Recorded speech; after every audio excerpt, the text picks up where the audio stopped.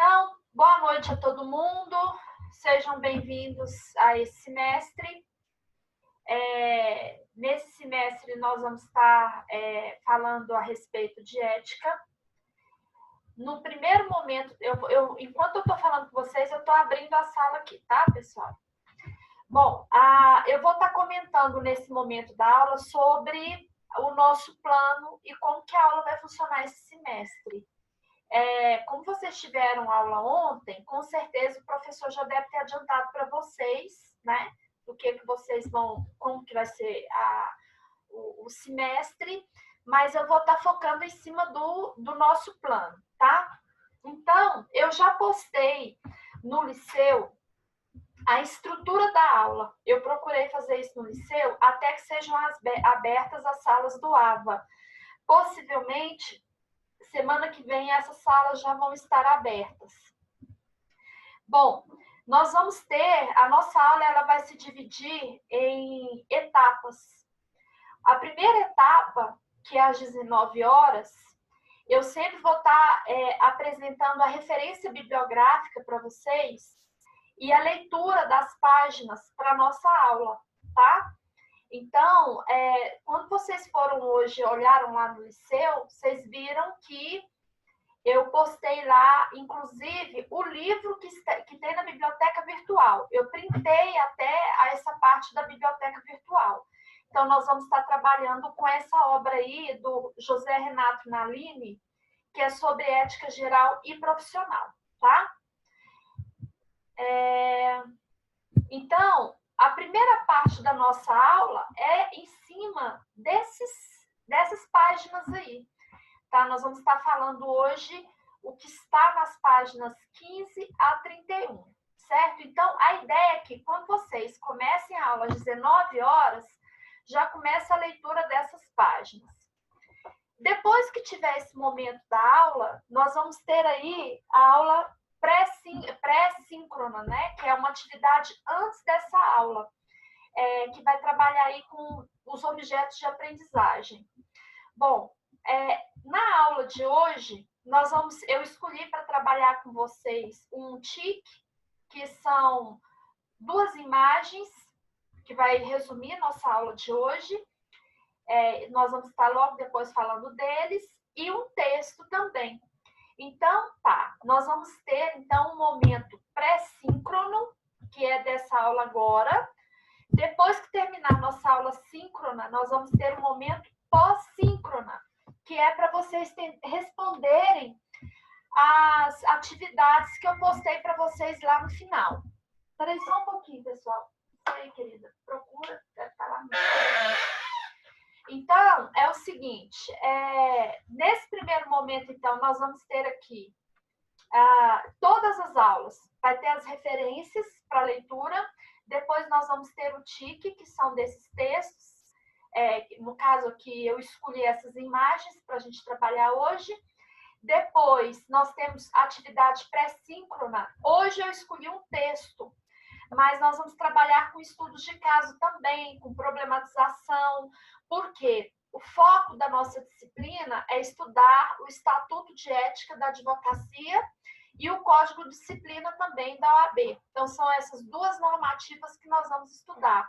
Então, por exemplo, nós vamos estar falando da advocacia, quando é que o advogado é obrigado a atuar em juízo. Tem algumas situações que o advogado é dispensável, por exemplo, nos juizados em causas de até 20 salários mínimos.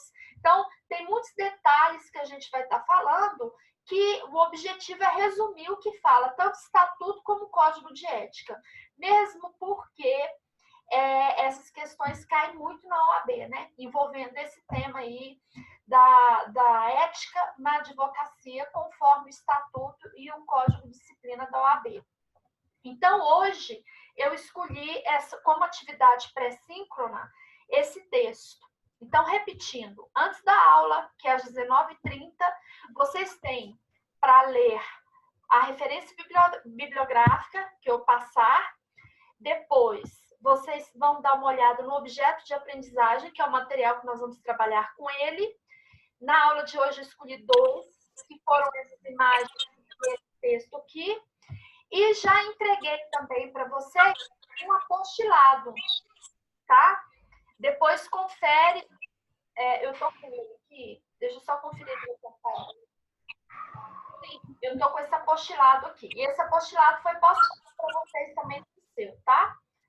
Então, esse apostilado vai para a aula 1, aula 2 e aula 3. Nós vamos fechar 3 aulas em cima desse material aqui. Depois, então, nós vamos acompanhar essa aula síncrona em cima desses 3 materiais. E no final, vocês têm a aula pós-síncrona. O que é essa aula pós-síncrona? Vocês, com essa aula que eu dei hoje, que eu der hoje, vocês têm que ter condições de responder as 4 perguntas que eu fiz referente à aula de hoje. Vou dar uma dica, gente. Essas atividades são para serem feitas durante a aula. Então, esse material é para você conseguir acompanhar a minha aula, que é agora a aula síncrona, tá? Se não ler esse material, se vocês não derem uma olhada no pré-síncrona, que é esse TIC, por exemplo, que eu passei, e que isso vai acontecer todas as aulas, realmente vocês não vão aprofundar no tema, né? Então, o objetivo é que quando eu começar a falar, vocês já vão entender, vão ter a capacidade de fazer links, né? Porque vocês já tiveram essa leitura antes aí, deram uma olhada nesse material. Terminei a minha aula, o que vocês vão fazer? Não deixa para tentar responder esse questionário amanhã. Eu, pelo menos, se eu começo a fazer um texto hoje e vou fechar no outro dia, eu vou ter que ler tudo de novo, porque eu já perdi o fio da meada. Então, aproveitem o momento, aproveitem a oportunidade para vocês fazerem tudo que vocês puderem fazer dentro desse horário, tá? E é uma questão de disciplina, de autodisciplina, inclusive. Então, todas as aulas vão ter essas etapas, certo? Que é a etapa da leitura, depois nós temos a pré-síncrona, essa aula síncrona que está acontecendo, depois a pós-síncrona.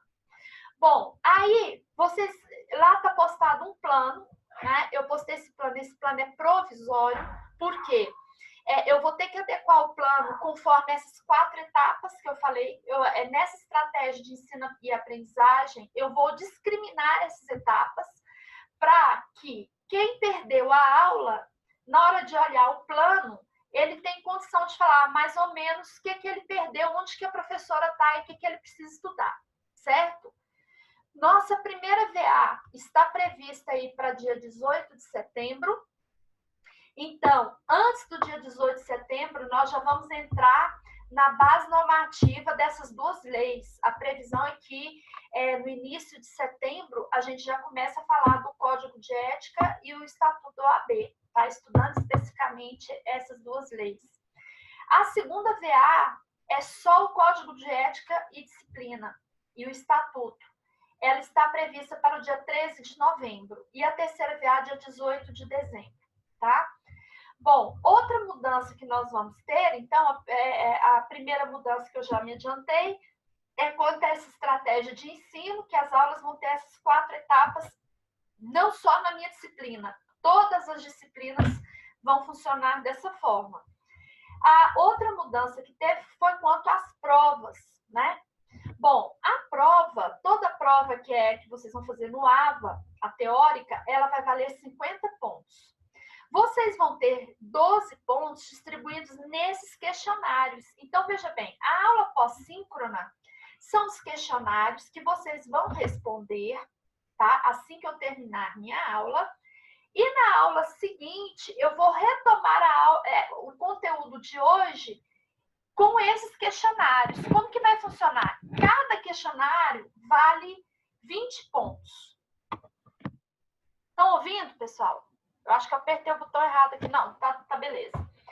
Cada questionário, ele vale 2 pontos. 20 pontos não, 2 pontos. Então, somados, eles vão dar 12 pontos em 6 aulas, né? 6 vezes 2, 12. Então, como que vai funcionar? Por exemplo, semana que vem, eu escolho os nomes que estão aqui. Eu vou, por exemplo, chamo o Adriel, faço uma pergunta para o Adriel. Aí depois eu vou para o Marcos Eduardo, faço outra pergunta para o Marcos Eduardo. Aí depois eu vou para a terceira pergunta para o Rafael Roriz.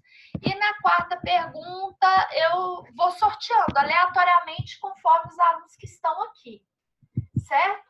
O aluno vai respondendo, ele já tem um ponto, tá? Quem não responder vai perder o ponto. Resumindo, é isso, tá? E aí você vai perdendo esses 12 pontos ao longo aí. Professores, se eu não for sorteada, seu ponto está mantido, tá? Então vai funcionar dessa forma. E outro detalhe, o aluno que faltou aula, obviamente não tem esse ponto. E como é que eu sei que ele faltou aula? Porque a aula está sendo gravada aqui, né?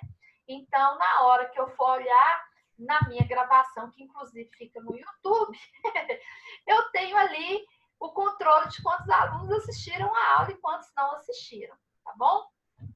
Então, atenção para esse detalhe, tá? Bom, então vocês vão ter 50 pontos de prova, 12 pontos esse questionário, somados, né? Cada questionário de aula, 2 pontos. Todos os questionários durante a aula só podem ter 4 questões, cada questionário é 4 questões. E vocês vão ter comigo 38 pontos de trabalho que eu vou definir ainda no plano, tá? Bom, a bibliografia básica está aqui. Ela tem na biblioteca virtual, que eu já olhei. Mas, como eu disse para vocês, eu já preparei um material como objeto de aprendizagem de vocês, que vai ser esse apostilado que eu já montei para vocês, tá? Tanto dessa primeira parte teórica, para compreensão do que é ética, como da parte da normativa da ética para a advocacia, certo? Já tem todo o material preparado. Alguma dúvida até agora? Algum questionamento?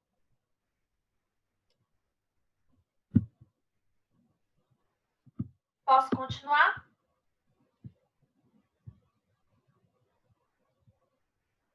Ok. Tá bom. Então, nós vamos começar aqui, por isso que eu postei lá no Liceu, para que vocês tenham em mãos o material. Como eu disse, a leitura, eu peço que vocês leiam isso aqui para a próxima aula, porque essa apostilinha ela vai durar 3 aulas, né? Então, da página 15 e 31 é a aula de hoje. Aí vocês pegam essa bibliografia, dá uma lida. Nós vamos trabalhar aqui com as 2 imagens que eu postei lá no Liceu. A primeira imagem é uma charge. E na charge está assim: por que você não assalta aquele sujeito ali? Aí o garoto que está assaltando responde: porque ele é deputado e eu considero falta de ética assaltar um colega. Então, a questão é questão ética. O que seria essa questão ética quando a gente fala, por exemplo, que nos presídios há uma ética, uma postura dos presos ali? Por exemplo, eles não aceitam crimes do tipo de estupro. Quando chega algum caso de estupro dentro de um presídio e esse indivíduo criminoso é levado à cela e falar para os caras que estão ali presos, falar, fulano é estuprador, ele já está quase que colocando o cara no matadouro, né? Porque é uma questão, uma postura entre eles não aceitar esse tipo de crime. Interessante isso, mesmo eles sendo criminosos. Aí vem a pergunta, mas o que é ética, então? Então, eu posso afirmar que, mesmo nos grupos que a gente considera como criminosos, há um código de ética entre eles? Sim, há um código de ética entre eles, certo? Há um código de ética na milícia, há um código de ética em todas as áreas, né? Não só nas áreas que a gente considera como legal, legítima. Então, o que seria ética? Aí vem a segunda figura para a gente trabalhar. A ética seria um campo que abrange tanto a moral como a deontologia. Ou seja, a ética, segundo esse autor aqui, né, que é o Matar, ele coloca a ética como a manifestação, a expressão, a exteriorização da moral. Então, a ética, ela me traz os princípios gerais.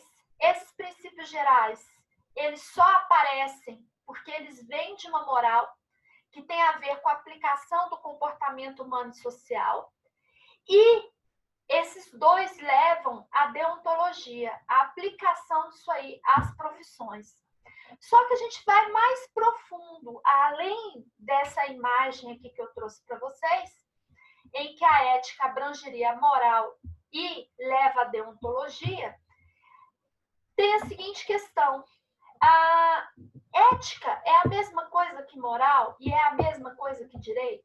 São campos de saber diferentes? O que diferenciaria ética, moral e direito? É o que nós vamos trabalhar no nosso material hoje. Bom, então, já me adiantando, a moral ela é interna. É como o indivíduo compreende a vida. Moralmente falando, a moral de um indivíduo ela é construída e pode até dizer condicionada à cultura, a valores, à educação, à criação que ele teve, a crenças, né? Então, por exemplo, vamos dar um exemplo aqui. Eu não tenho problema em dar esmola para uma pessoa. Aí eu vejo uma pessoa, vou lá e dou uma esmola. Só que tem uma pessoa que está comigo no carro e vira e fala assim: ah, mas você vai dar dinheiro para essa pessoa? Para o cara que está pedindo na rua? Não dá não, porque isso aí é vagabundo. Por que não vai trabalhar? Ou então essa pessoa que está do meu lado fala assim: não, eu não dou dinheiro porque a pessoa vai gastar com drogas. E eu vou estar contribuindo para o tráfico, por exemplo, né? Ou para a violência. É sustentável a alegação dele? Sim. Agora, há alguma lei que me impede de dar moral? Não. Desculpa. Há alguma lei que me impede de dar essa esmola? Não. E se eu não der, também eu sou condenada? Não. E o fato de eu querer dar, porque eu quero ajudar, qual é a intenção de eu querer dar essa esmola para alguém? Qual é a vontade? O que está por trás dessa intenção? É contribuir para o tráfico? Ou olhar uma pessoa que de repente eu falo assim, não, eu vou dar esse dinheiro, se ele for usar, ele pode usar até para comer. Eu não tenho como adivinhar o que ele vai fazer com esse dinheiro. É uma questão dele, com ele. Mas, em contrapartida, o outro também está certo em falar que se eu estou dando dinheiro para essa pessoa, eu estou contribuindo com o tráfico. Ele pode estar certo. O problema é que a gente não pode afirmar aquilo que a gente não tem certeza. Aí vem René Descartes. Como saber quem tem a melhor razão? Como saber qual é a melhor atitude? Aí Descartes fala que na dúvida baseie-se, fundamente-se em fatos verossímeis. Ou, lembra que nós usamos muito isso no direito, né? Situação verossímil, inclusive, é um dos pré-requisitos para conseguir uma liminar, por exemplo, né? Uma tutela. Então, eu tenho que provar que a situação ali é verossímil. Verossímil é o quê? É verdadeira. Ela indica a possibilidade daquilo realmente estar acontecendo. Então, se eu tenho uma pessoa pedindo esmola para mim, falando que está passando fome, ô tia, me dá um dinheiro aí que eu quero comer. Como é que eu vou simplesmente afirmar dentro de uma pessoa que está do lado, que me aparece do lado, sem nenhum condicionante, para me indicar que ele é um traficante ou que ele veio me roubar, qual a premissa para eu afirmar que ele vai usar drogas? A menos que eu já tenha visto ele feito isso, pegando dinheiro e usando drogas. Então, eu estou dando essa situação para vocês entenderem como que é a questão da moral.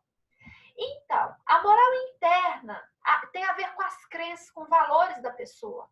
Na moral, eu não posso dizer que eu estou certa e o outro que é contra esses morais esteja errado. Moralmente falando, não.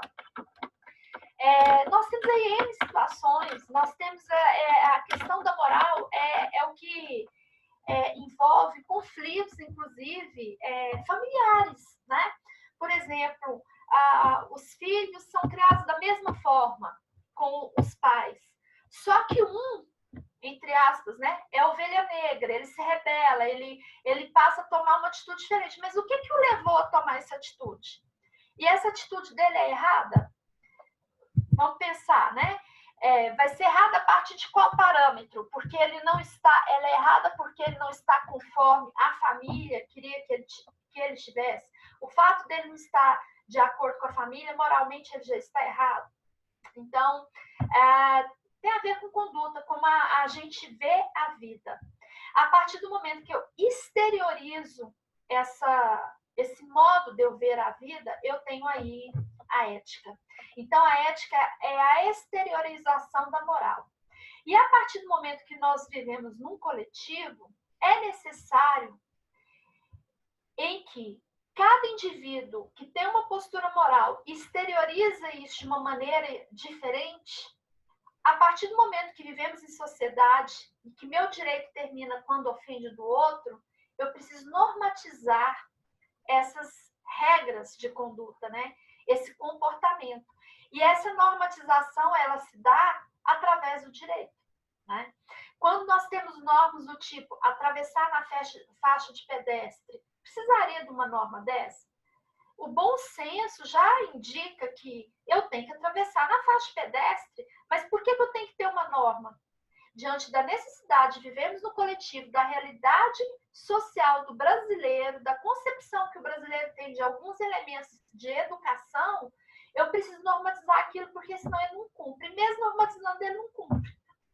Olha como que uma coisa leva a outra. É um ciclo sem fim, né? Então, quando a gente fala que os problemas do país, os problemas políticos, econômicos, são muito mais profundos. Eles não são problemas só de ordem econômica, eles são problemas de ordem moral, são problemas de ordem ética, porque tem a ver com cultura, que é o que a gente vai falar hoje. O que me diz o que é verdade, o que me diz que é justo, o que é justo, e qual seria esse padrão para eu poder falar que uma coisa é verdadeira, outra é justa e outra é não. Isso tem muito a ver com o que a gente fala de valores. Vocês já ouviram o termo inversão de valores, com certeza, né? E muitas vezes, olha a questão moral aí, ó. Quando a gente fala de inversão de valores, os exemplos que eu ouço muito, principalmente pessoa mais idosa, fala assim, nossa, nós estamos numa inversão de valores terrível, porque os filhos não respeitam mais os pais. Os filhos não falam mais, não pedem bênção mais para os pais. Bom, inversão de valores é muito mais profundo do que isso, que é o que a gente vai falar hoje. É a inversão da concepção, dessa construção dessa ética social. E essa ética, ela se firma porque a sociedade acredita que ali é o ideal para se manter a paz e a justiça. Então, resumindo, qual é a busca do direito? O que o direito visa no fim? Qual é a busca do direito? Manter a paz social e buscar a justiça. Agora, qual é o parâmetro da justiça que eu me utilizo, né? Vou dar um exemplo. Olha a questão moral de novo, questão de ética aí. Quem tem pai comerciante sabe do número de impostos que o pequeno empresário, principalmente, tem que pagar, né? Apesar do simples, é uma carga tributária pesada, né? Para manter funcionário e, enfim. Fora esses impostos, nós temos que pagar outra série de impostos. Não sei se vocês já tiveram curiosidade de pedir a nota fiscal quando você come. Come um sanduíche paga aí num sanduíche R$30 e olha lá na nota fiscal quanto você pagou de imposto. Desses R$30 que você está pagando para a empresa, desse dinheiro que você está entregando, você vai pagar em torno de R$12, R$13 de imposto disso aí, tá? Que não chega para a empresa e que você está pagando para o governo. E você acha isso justo? É justo o número de impostos que a gente paga? Eu estou falando isso porque nós estamos passando aí por uma reforma tributária. Então fica essa questão aí. Agora, por que chegou esse número de impostos que a gente paga no Brasil? É uma questão de administração, de governo? Sim, é uma questão de governo. Se vivemos uma república democrática, que o governo é do povo, para o povo e pelo povo, o governo somos nós, povo. Então, é uma questão de governo mesmo. É como o povo moralmente compreende a sua cidadania quanto a seus direitos e deveres. Isso é externalizado, né, no nosso país, e isso vai desembocar nas nossas leis. Porque a ética leva à criação de leis, certo? E qual seria a diferença, então, dessa norma de conduta normatizada, por exemplo, em leis ordinárias, como o Código Civil, que fala que o pai tem que prestar alimentos ao filho? Precisava de uma lei, gente, falando isso? Pai, você tem que prestar alimentos ao filho. Isso aí é uma questão de obrigação mínima que o pai tem que reconhecer. Se o filho é dele, ele precisava de uma lei, é uma questão de amor, né, de caridade. Precisava? Não, mas por que eu tenho isso?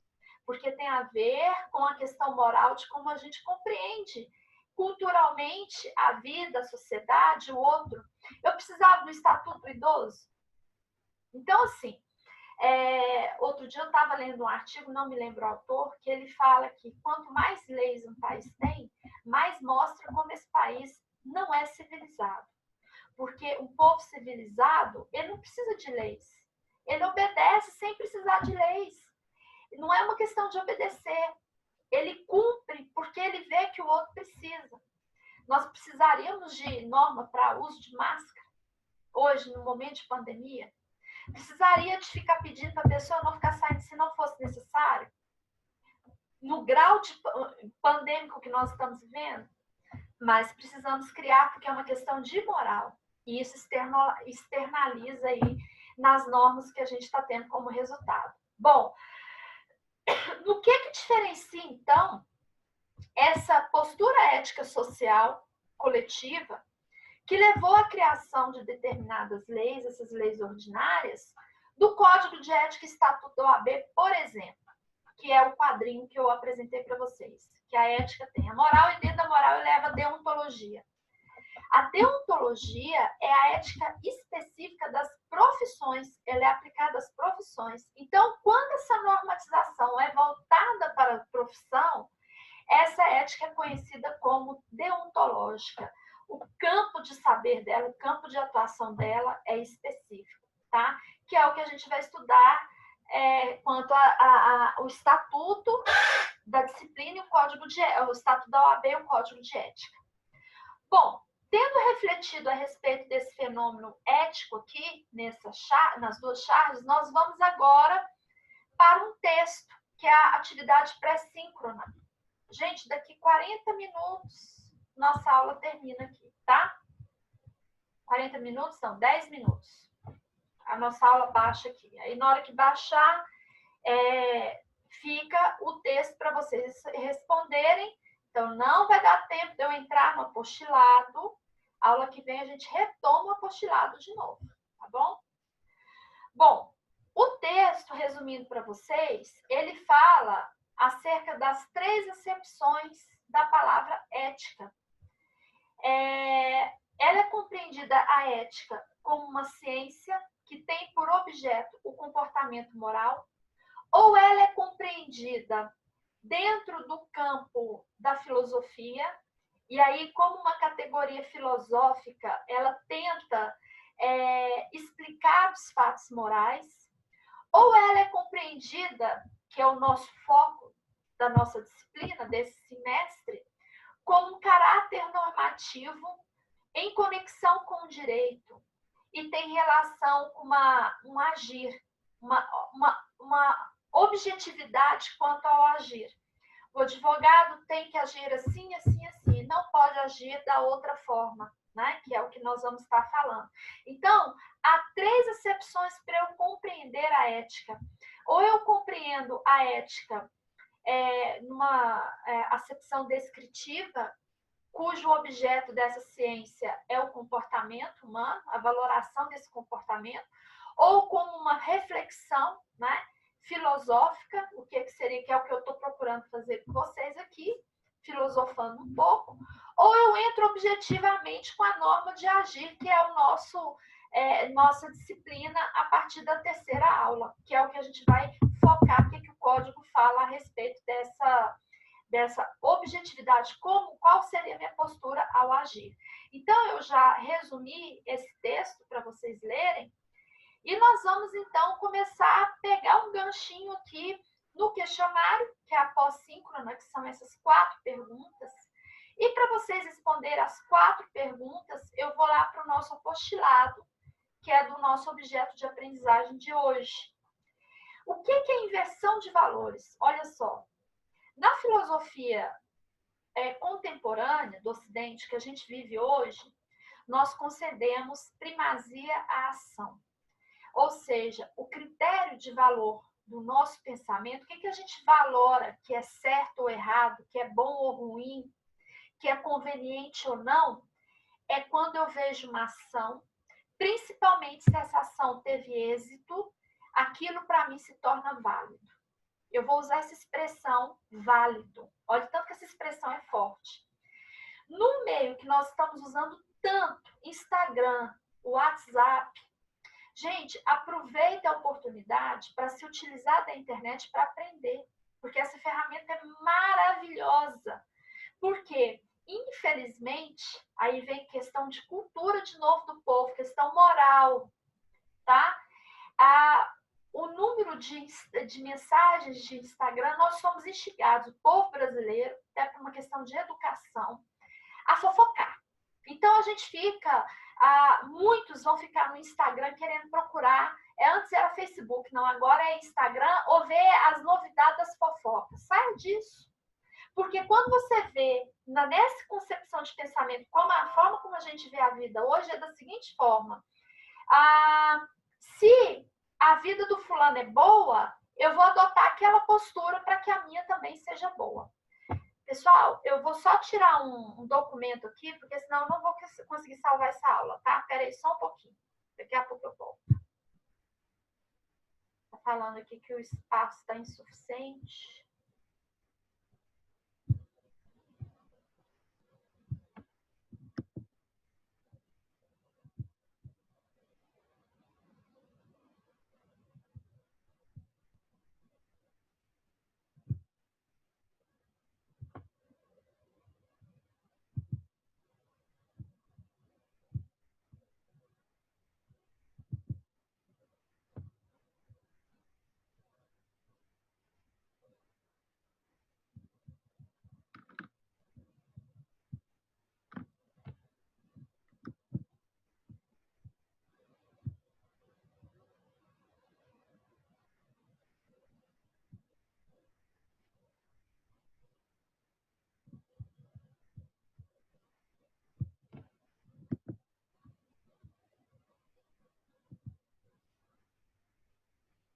Agora vai dar.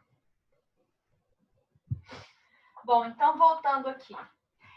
Quando a gente fala aqui da primazia à ação, a gente tem, infelizmente, isso é um padrão, né? E não tem, é difícil mudar isso. Principalmente nessa filosofia contemporânea, que é a forma da gente pensar a vida, a gente dá primazia à ação. Então, a prioridade é a ação. Se a fulana agiu de certa forma, deu certo, eu vou copiar aquele momento, aquele modelo. As possibilidades de verificação, então, da minha vida, para eu verificar o que é bom para mim, é sempre o êxito de uma certa ação de alguém que torna aquilo que permite realizar de acordo com as mentes como validade do pensamento. Então, o pensamento crítico do nosso tempo, ele não dá muito crédito às ideias. Eu estou me utilizando aqui de uma frase de Chaim Perelman, que é um pensador que fala muito sobre essa questão aí da inversão de valores, nesse caso aqui, da questão ética, né? Dessa primazia do ato sobre a essência. Ou seja, nós somos muito reducionistas hoje no mundo. Isso é uma visão contemporânea, não só do Brasil, agravado para os brasileiros que têm a questão de educação aí, que é um problema. Bom, como era que funcionava na tradição clássica ocidental, né, que era da metafísica? Era o contrário, isso é inversão de valores. Hoje, a gente dá primazia à ação. Na filosofia clássica, não, a primazia era o pensamento. Então, vou resumir a palavra. Hoje, a gente age e depois pensa. Quantas pessoas fazem alguma coisa impensada e depois se arrepende profundamente? Por que eu fui fazer isso? Por que eu fui falar aquilo?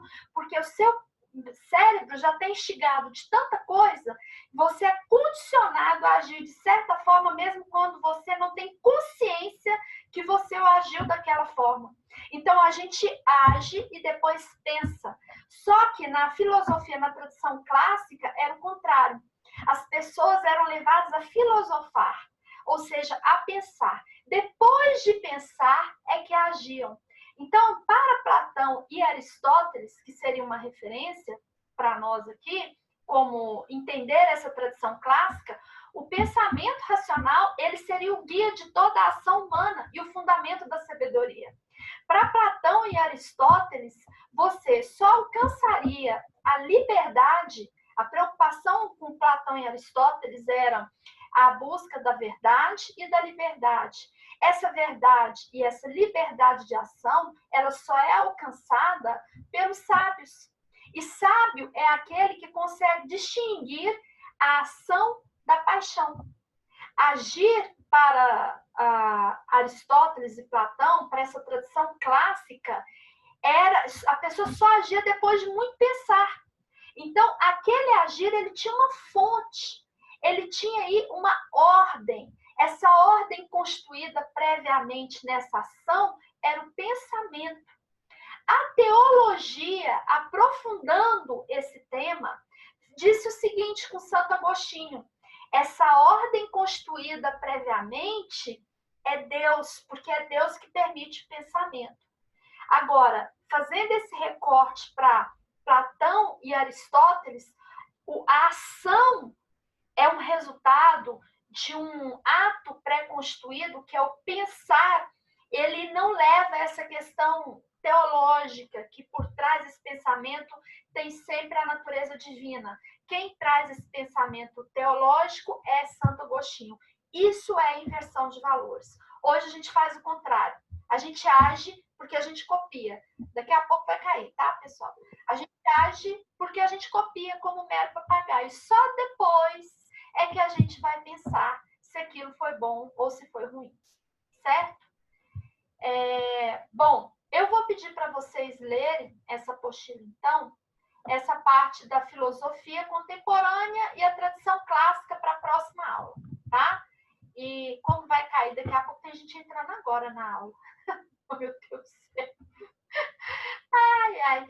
E aí, a gente, quando for retomar na aula seguinte, a gente pega e retoma essa questão aqui. E aí tem a ver com as perguntas que eu fiz hoje, tá? Que seriam as concepções